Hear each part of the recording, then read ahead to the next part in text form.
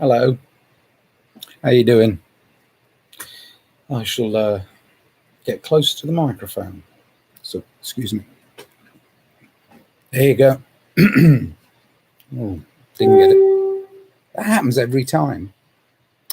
Whenever I go live, I get whoom, whoom. So I called this one Making Plans for Nigel. The reason I called it Making Plans for Nigel, because I am. I've decided that I'm going to invite people to suggest what they would do if they were me. Inviting you to make plans for me. I don't think anybody will come on the live chat. I don't even know if it's live chat. Let's see if it's enabled. Participants, doesn't say. It might be. Who knows? Some people follow me, so some people might join me. If maybe they won't. The reason why I'm talking to this screen is because there's a movement afoot. And if you haven't noticed it, then I'm sorry. But it's fairly evident. I'm here in Los Angeles, California, and I'm aware of it. It's probably the last place where it's the plans that are afoot, that are being made for most of humanity. This will probably be the last place it will roll out. It usually is.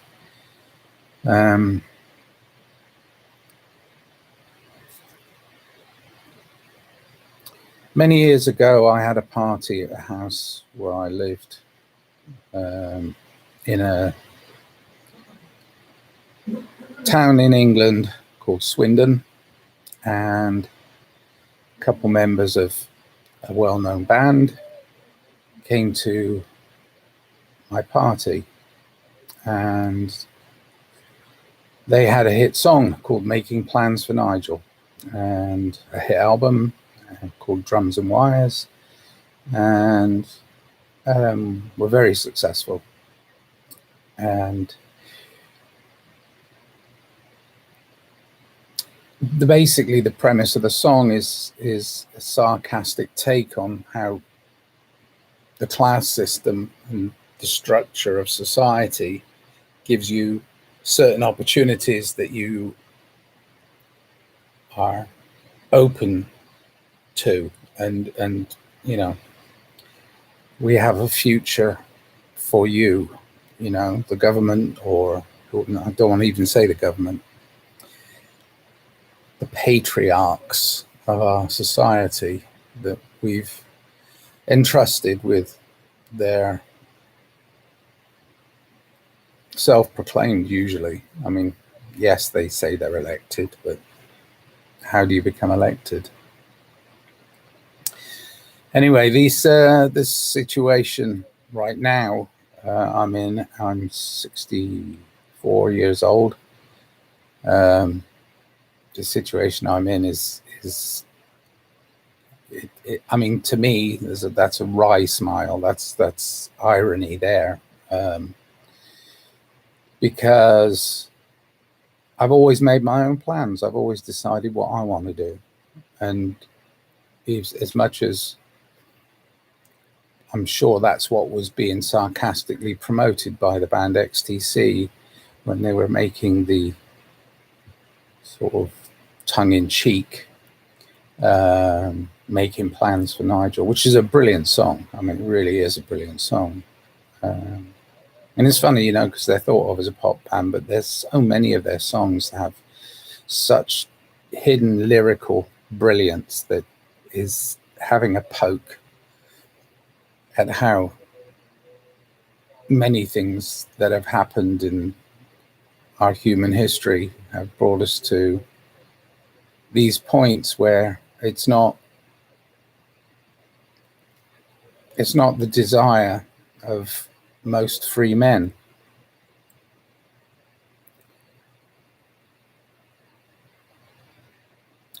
I consider myself still a free man. I have responsibilities, of course, because that comes with freedom, and my responsibility is to mostly promote that freedom and freedom of choice, freedom to clearly choose what it is you would like the world to be, even if it's just for yourself. It's still a desire that's at the base of your being. So importantly, and now this is the third time on trusting the plan that I've distilled that same question, a very, very same question that keeps coming up. Here it goes. Do you value your individual freedom? Simple question. Say it again. Do you value your own individual freedom? The reason I need an answer is because I think that it's in danger. I think that there's a movement to enslave humanity as much as possible. I mean, obviously, there's always going to be rebels and revolutionaries and people willing to throw themselves on the gears of the machines, but we're way past that.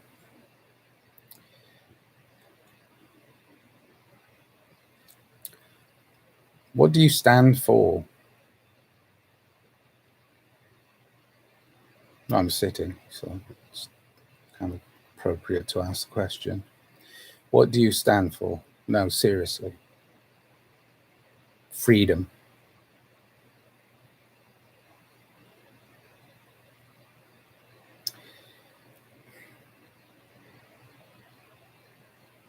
I've been trying to track some of the more despicable human beings that want to enslave most of humanity and control. And it's not too harsh to say cult. A lot of people they see as dead wood, you know. So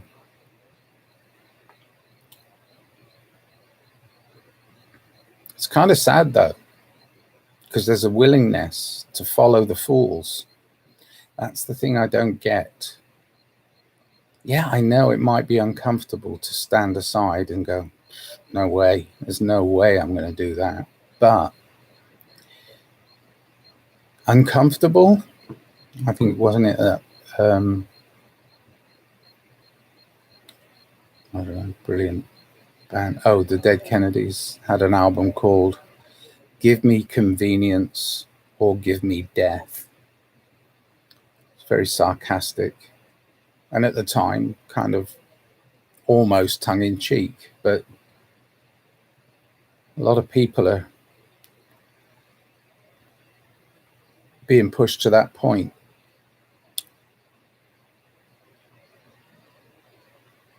It's very convenient, isn't it? All of it, you know. Yeah, I know. We all our wealth and our power and our control come from exploitation, really.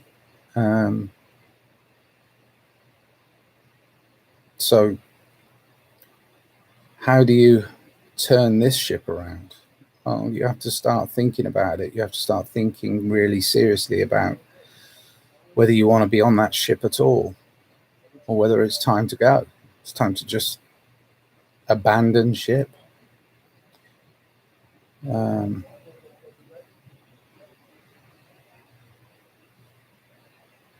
I don't want to be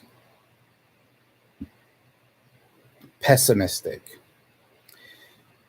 but I also don't want to be ridiculously optimistic. I have many friends who are seeing a few of their own friends. Again, it's kind of like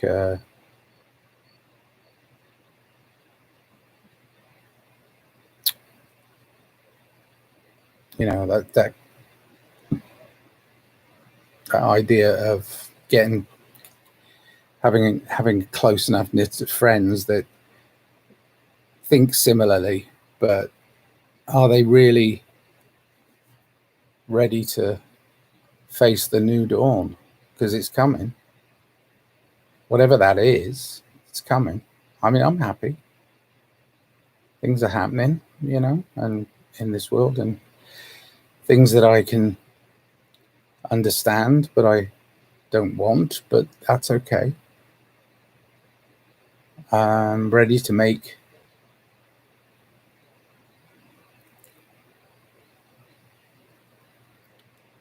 a better future for my kids and for my kids' kids. And that's it, really, isn't it? It's not here and now that we have to think about, really. Here and now we can make a stand. Yeah, that's great. What sort of future have our kids got if we allow the fools that are leading us now to continue down this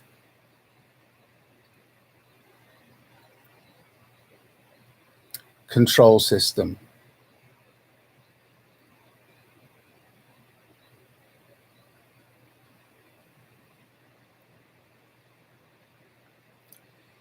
So I'm going to start sending more messages out of hope, but don't get complacent. That's the problem. You know, once you say, oh yeah, well, you know, the world's going to change and we're okay with it, it's like, well, make sure that you know what that means. I don't want to be a witness to what's on the table. I mean, you know, I have another friend who's calls his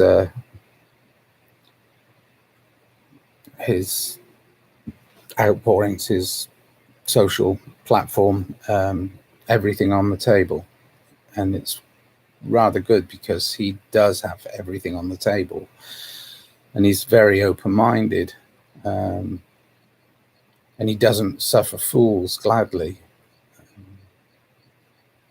And he certainly doesn't follow fools.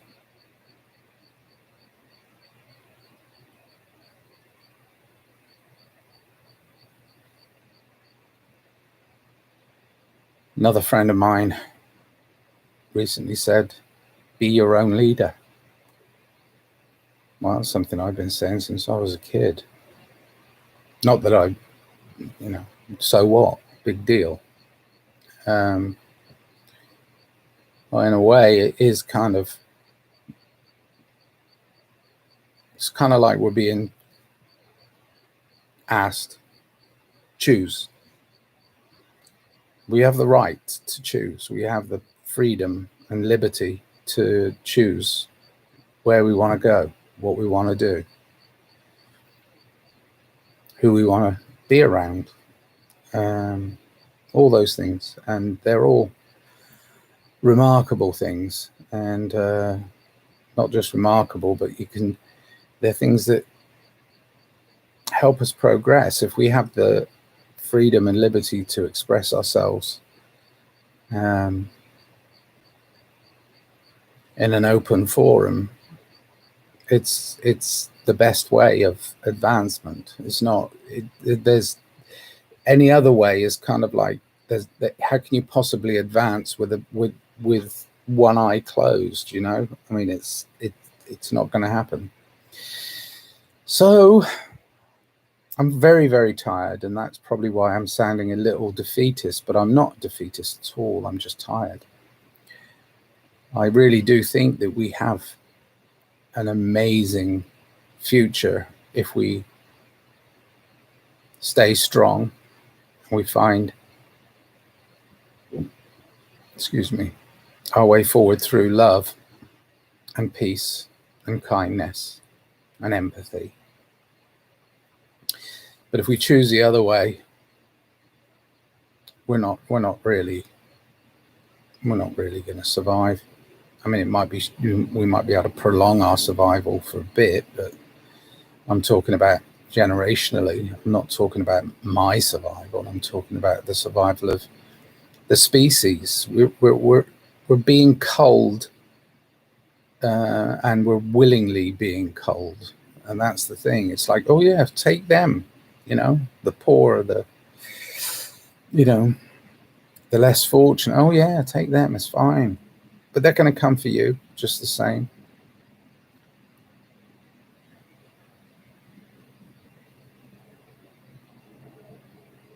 Freedom is essential for me.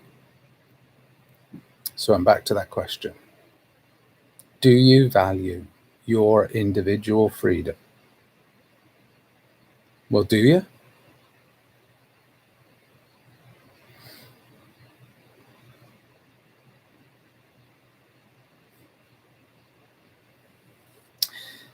I'm thinking of putting out some older songs that I somehow didn't finish and didn't make, and I've recently rediscovered them, so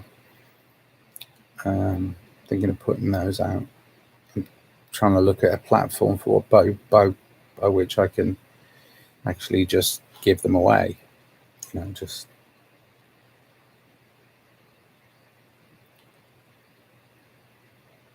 I write a lot, but I know a lot of people don't read, so that's why I'm doing this. It's not very entertaining, what I'm doing right now, but I feel it's got to be done. So I'm doing it. What right does anybody have to put themselves in charge of other human beings? And if they think they have that right, then they better be loving, caring, kind, considerate, compassionate human beings. Because if they're not, then there's going to be other things that creep into their form of control. Everybody has some sort of agenda, but I'm telling you now, the agenda that's rolling out at this moment is not good, and we have to stop people like Bill Gates,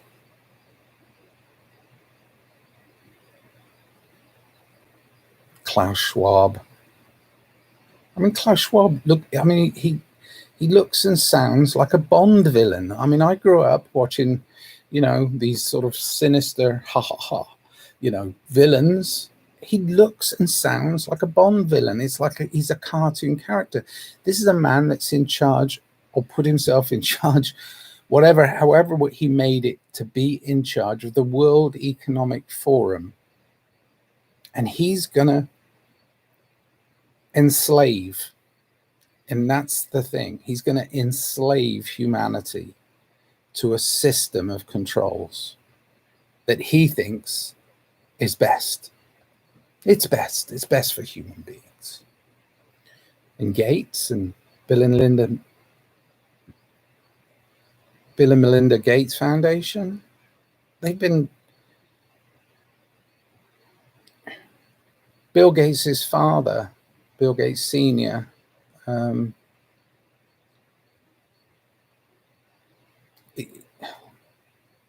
I mean, it's straight out of eugenics. I mean, cull the population.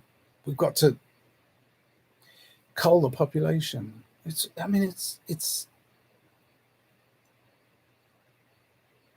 master race stuff.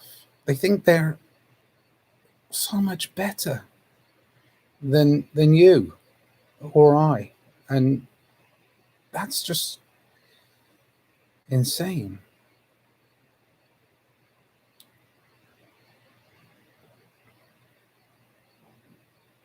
The power I have is the power of creation and communication, the power to be, and that's all the power I ever want. I don't want any more power than that. Those that crave power to control others, you gotta be really, really, really aware of what they're doing. Right, I think that's it. 20 minutes, that should do it. And I better put a date on this, I suppose. Tuesday, October 20th, 2020. Oh my gosh. Anyway, what does it matter? It's just numbers.